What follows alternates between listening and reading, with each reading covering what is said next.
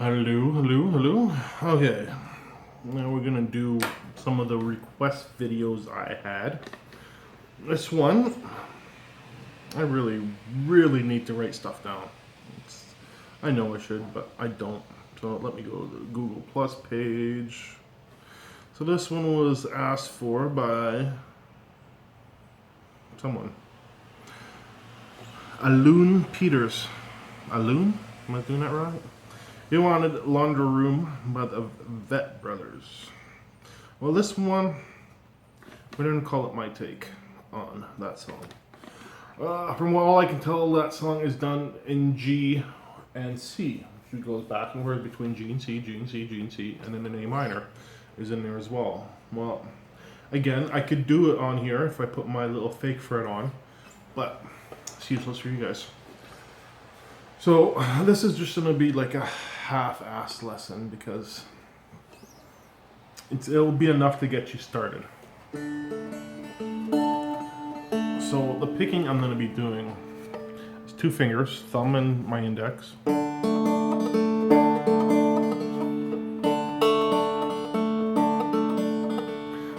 So the index finger is always on the bottom string, and the thumb does the low in the middle.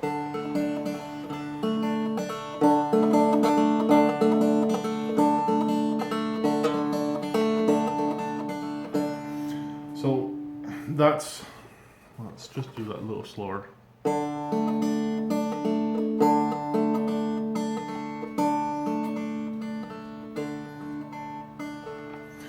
It's just like a basic strum. It's actually the same strum done for the Beatles' Blackbird.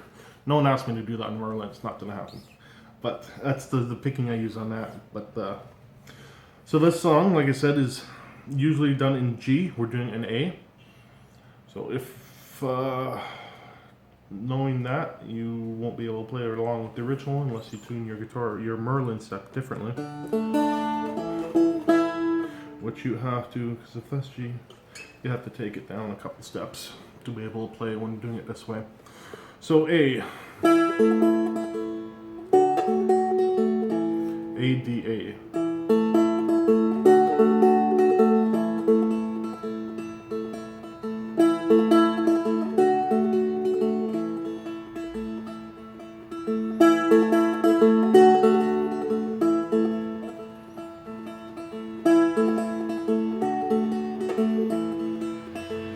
B minor, D,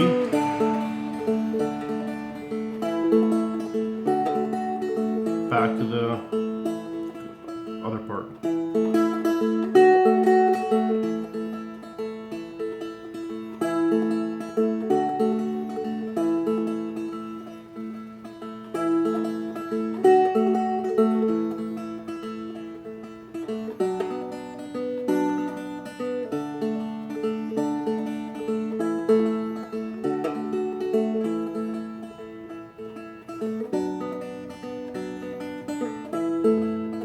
Oop, that was a mistake. So it's B minor,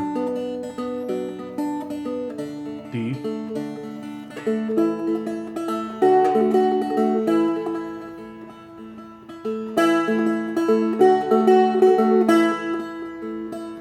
that's pretty much the whole song. There's not much change to it.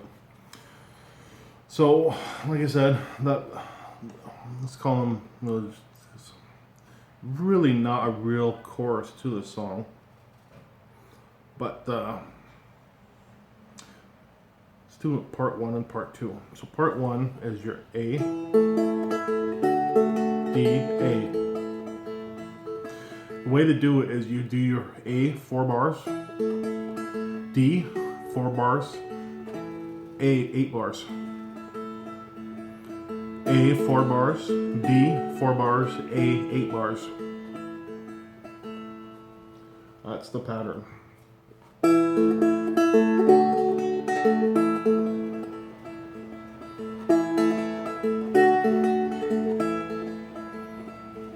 And then your B minor, 8 bars, your D, 8 bars, back to the first part.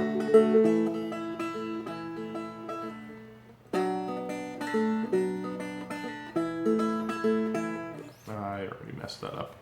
So part 1 is A.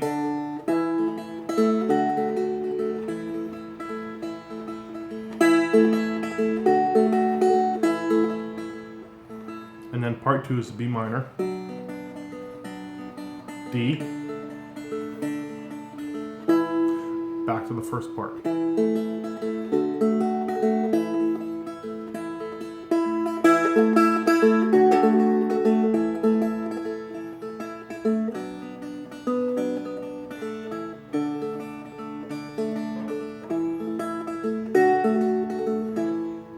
Pretty much it. The picking I do pretty much stays the same throughout the whole song.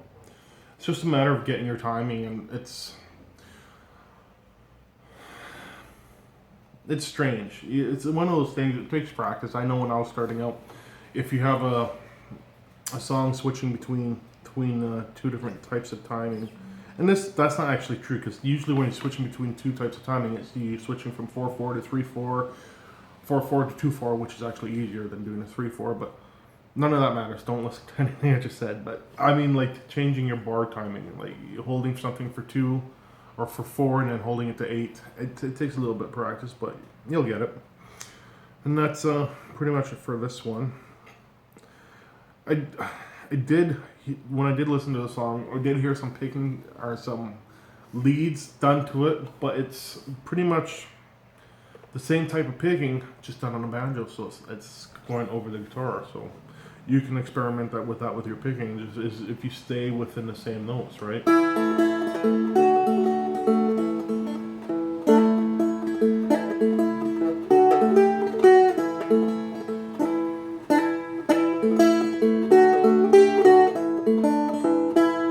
You can just play around with that, and you'll find something that works very nice in there.